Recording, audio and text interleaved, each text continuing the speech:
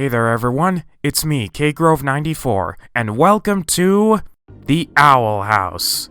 Or more specifically, welcome back to The Owl House, because ladies and gentlemen, we've got a new season coming our way. In the chaotic year that was 2020, where there was a lot of trouble and madness to endure, there were still some silver linings that helped keep that year from being 100% disastrous. And one of those silver linings, for me at least, was the cartoons that helped in spreading some much-needed cheer and comfort. While there were still some reruns of My Little Pony Friendship is Magic, Phineas and Ferb, and Gravity Falls to name a few, there were also some new cartoons that were carrying on throughout the year that helped introduce people to new stories and characters, while others continued with new seasons to bring more new stories and characters, both of which have helped these shows gain some followings. Amongst these new cartoons was The Owl House. Premiering on January of 2020 and created by Dana Terrace, the show follows the adventures of Luz Noceda, a teenage human girl with a strong fascination of fantasy who finds herself entering an alternate dimension called the Boiling Isles, where ancient myths and magical beings reign supreme. It is here where she encounters wanted outlaw Ida Clawthorne, or Ida the Owl Lady as everyone calls her, and her demon roommate, King.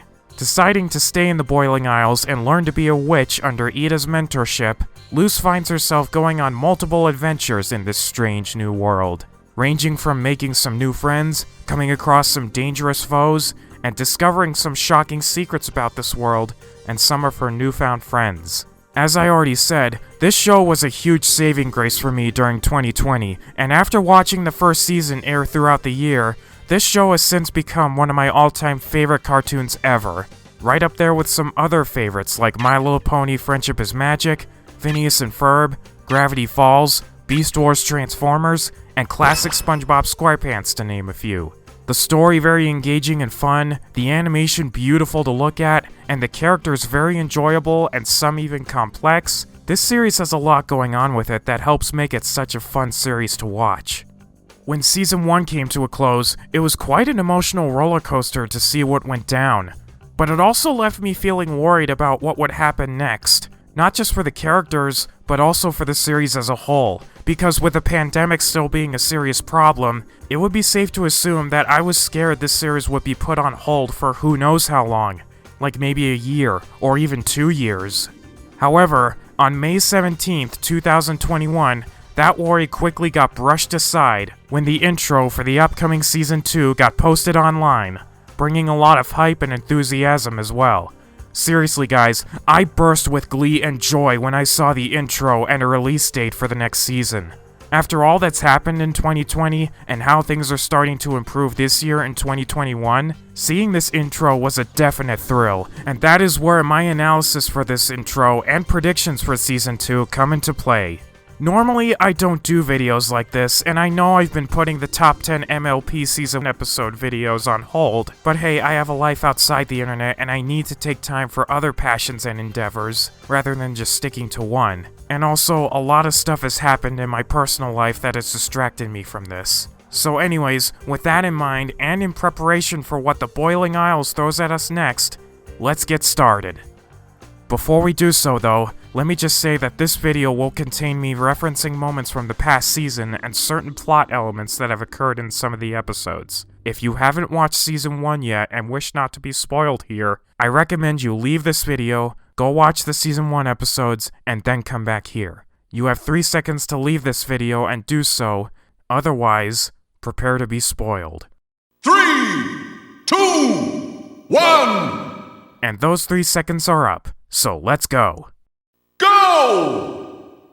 So we start this intro off with 6 of our main characters appearing on screen, and most of them showing off their forms of magic, beginning with Luz showing off her light magic through glyphs, all while wearing the cape she wore in Youngblood Old Souls and displaying 5 of her glyphs in a row. That's a very impressive display of magic there, and it goes to show that Luz must be improving more and more in her magical studies. Afterwards, we get Ida appear with Owlbert and showing off her skills, before King suddenly appears behind her as if he was photobombing her, and Ida shoots him an annoyed look. As you can see, Ida still bears the grayed out eye and darkened gem that came as a result of Lilith sharing the curse with her, damaging her ability to use magic the way she used to. But from what we see in the trailer, it looks like she's found a way to compensate for this. It looks like Luz is making good her word in helping Ida learn how to use magic through glyphs, which is good, since Ida's gotta use her magic in some way. Willow appears next and displays her plant magic, before Gus comes in and shows off his illusion spell, both of whom appear to be improving in their fields as well. And finally, we get Amity Blight, whom after spinning to center screen, gives a smug look before using her abomination magic to transition to the next shot. One thing I want to point out with this is how incredible the animation looks in this scene. The animation in the Owl House as a whole is very nice to look at, and it's remained consistent throughout the series. But every now and then, the animation would get a boost in order to convey the power of certain sequences, with such examples including the 2 fights between Ida and Lilith in Convention and Agony of a Witch, and the famous dance sequence where Luz and Amity work together to defeat Grom in Enchanting Gromfright. Those are always fun to watch, not just because of what happens in the story, but also how the animation occasionally gets an upgrade in quality. Afterwards, our next shot is with Lilith, the spy seen at the end of Youngblood Old Souls, and Kikimora, 3 individuals who we know have, or have had, worked under the Emperor's Coven, before we see their pictures get flipped around and seeing them in different poses, all of which I feel can bring a lot of interesting discussion. On the far right, there's Kikimora acting like she's lost her composure and is now on the attack. The masked spy is slightly unmasked, and from what we see here, we're likely to be introduced to a new character. Who this guy is, I don't know, but something tells me he's gonna play a huge part in the upcoming season. And finally, on the far left, we have Lilith, who, contrary to Kikimora and the spy, looks more ashamed and regretful than menacing, which makes a lot of sense given what Youngblood Old Souls gave us. After finding out that Emperor Belos had no intention of healing Ida's curse, and instead intended to petrify her, Lilith realized that she was working for the wrong authority this whole time, and switched sides to help Lucen King rescue Ida, and ultimately taking it upon herself to share the curse with her sister, to lighten the burden, so to speak. You can actually see the grayed line of hair that came with her spell used to split the curse, which is a nice way of keeping with continuity. Now, if you're asking me how I feel about finding out that Lilith cursed Ida, I'll say that it was quite a shock to learn this horrendous truth, and I did lose some degree of respect for Lilith, especially after seeing how she was willing to murder Luz just to capture Ida. But after she switched sides after finding out that Belos lied to her, did she win back some of my respect? Well, yes and no. I'm glad she helped in saving Ida from petrification, but that doesn't mean I fully forgive her for cursing her sister in the first place and using Luz as bait to capture her.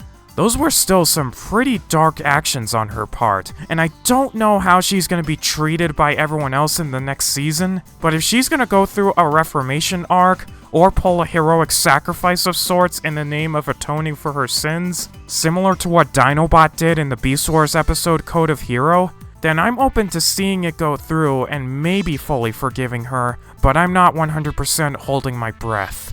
But whatever happens to Lilith and everyone else, they're all gonna be in for a really tough challenge, because Emperor Belos is still at large, and as the next shot in the intro shows, he's ready for round 2. Appearing with a fiery fist and looking at the screen with his 2 sands-like blue eyes, he strikes a powerful pose in front of his palace as lightning flashes in the background.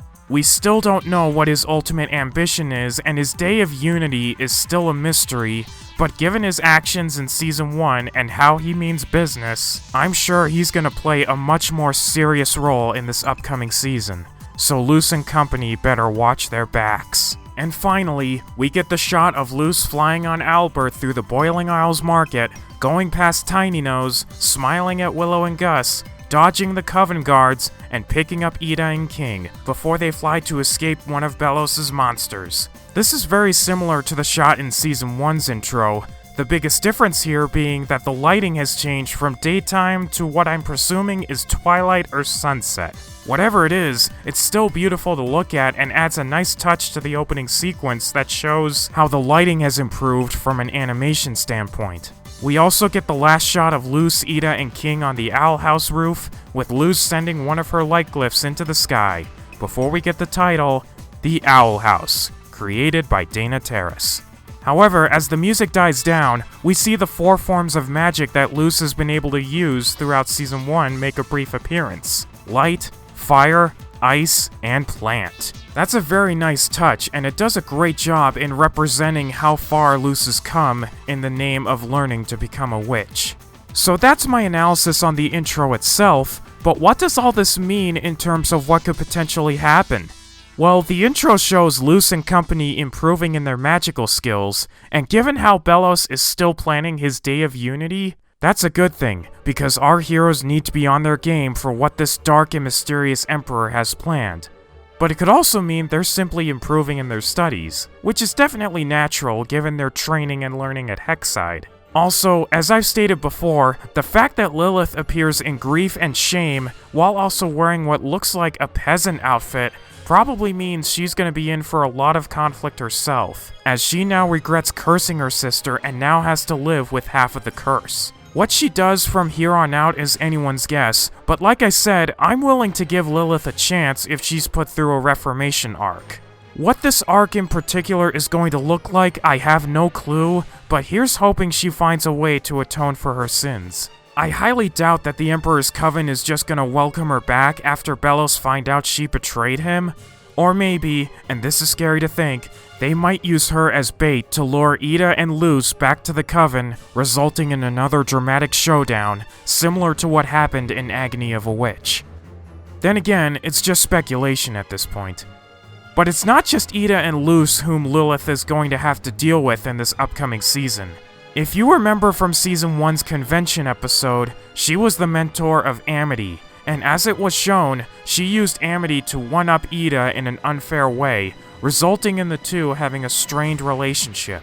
It's true that they haven't interacted with each other since then, with Amity only giving a quick "shut up" towards one of Lilith's posters, so seeing the two interact in Season 2 ought to bring another interesting layer to the season. One thing I'm sure will definitely be the case is Amity growing even more distant from Lilith after finding out what she did to Luz. I mean, after Amity formed a strong bond with Luz throughout Season 1, to the point of developing a crush on her, she ain't gonna be happy to hear all the details on what went down that fateful night at the Emperor's Palace. I'm quite sure on that. Speaking of Amity, while we're on the subject of her, I just want to say that I'm extremely excited to see her come back for more action.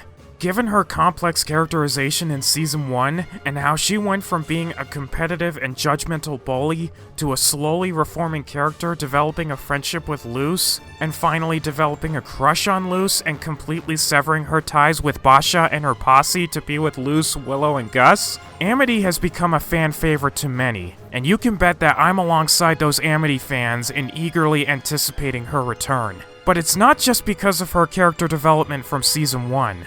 If you remember in episodes like Understanding Willow, it was revealed that she had a really tragic moment in her life where her emotionally abusive parents blackmailed her into severing her ties with Willow in favor of Basha and her friends. So far, we haven't seen what's happened between Amity and her parents after she went back to being friends with Willow and being friends with Luz, but I have little to no doubt that Amity's parents will make their first appearance on screen and in the flesh, rather than shrouded in shadow, like what was seen in Understanding Willow. If they forced their daughter to break her friendship with Willow, who's to say they won't do it again when they find out she's friends with her again, or with Luz for that matter?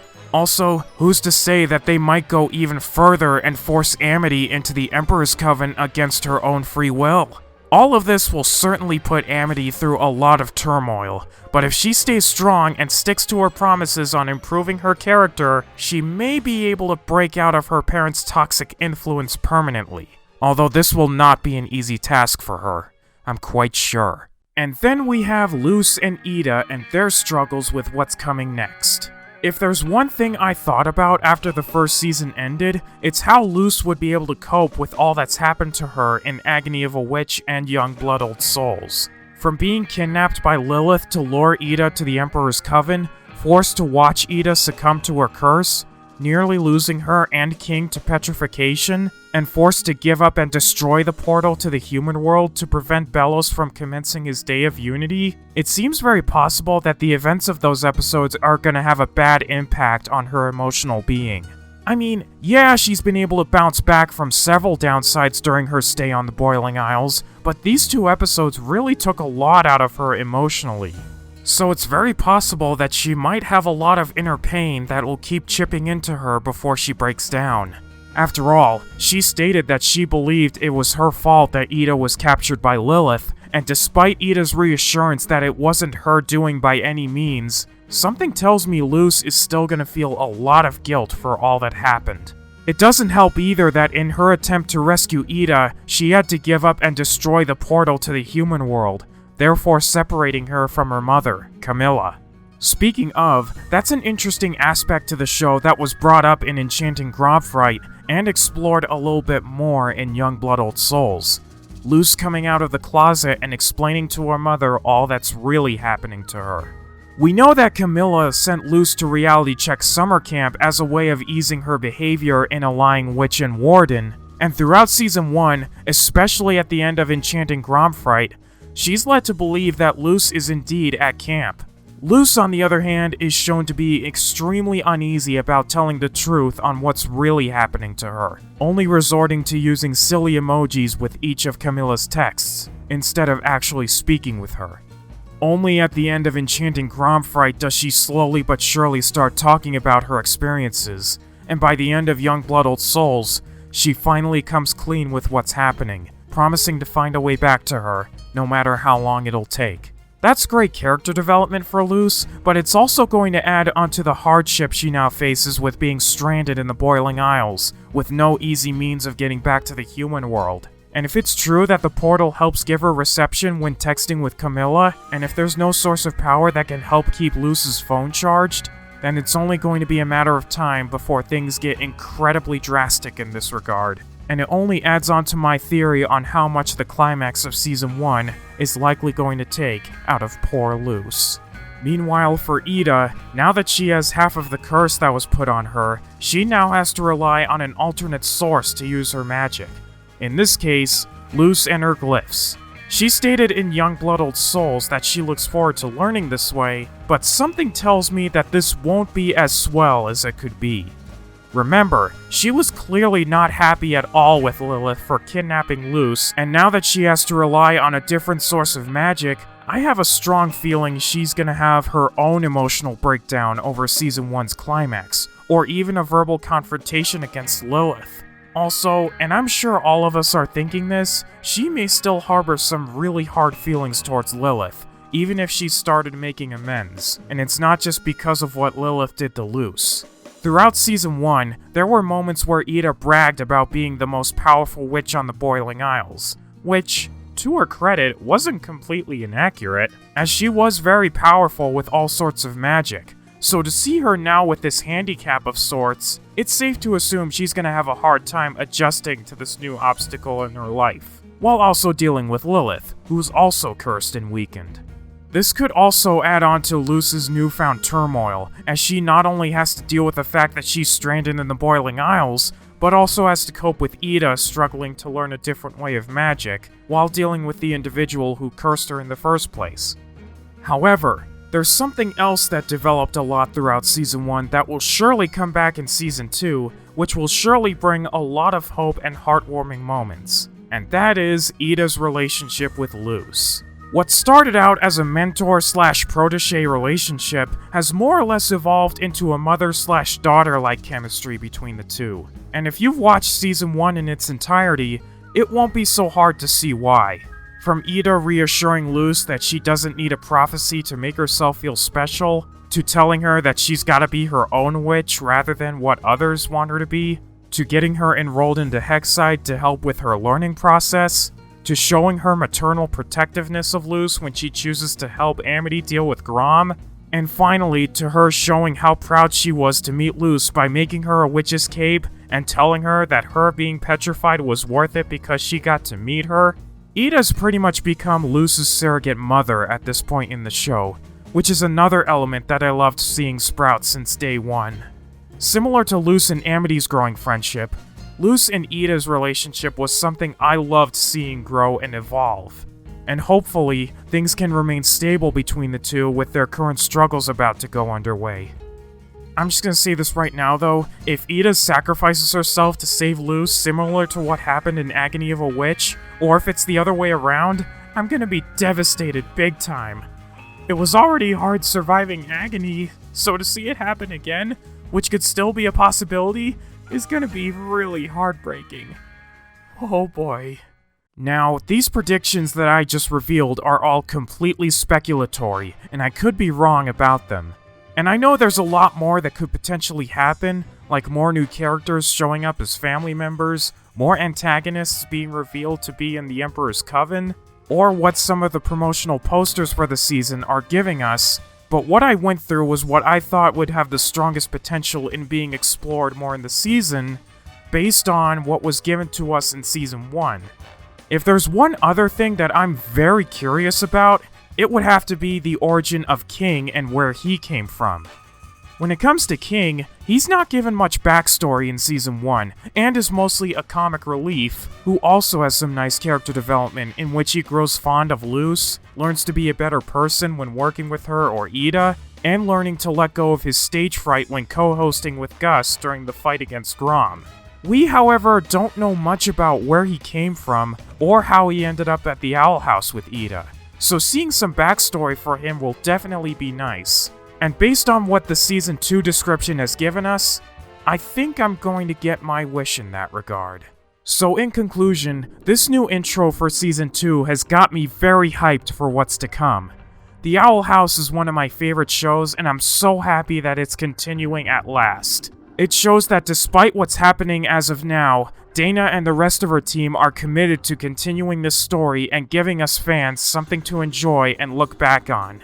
As someone who fell in love with this cartoon and is grateful for it coming out when it did, this was something I absolutely wanted to do. Again, normally I don't do speculation videos on these kinds of cartoons, but with the Owl House, it's something I wanted to try out and expand on what I usually do in my comfort zone. And who knows, maybe I'll keep doing this as the series progresses. If not, then at least it was worth a try. But regardless, you can count on me being supportive of the show and wishing everyone involved well. I also wish my fellow Owl House fans well too, and hope you're all looking forward to the upcoming season as much as I am.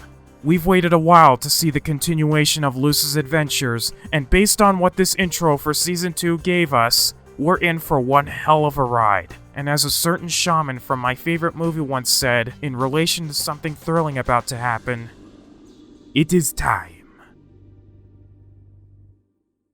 And so, that officially wraps up this video. I want to thank you guys for watching and hope you all enjoyed what I had to offer today and are continuing to stay safe out there. Until next time, this is KGrove94, signing off. Take care, everyone.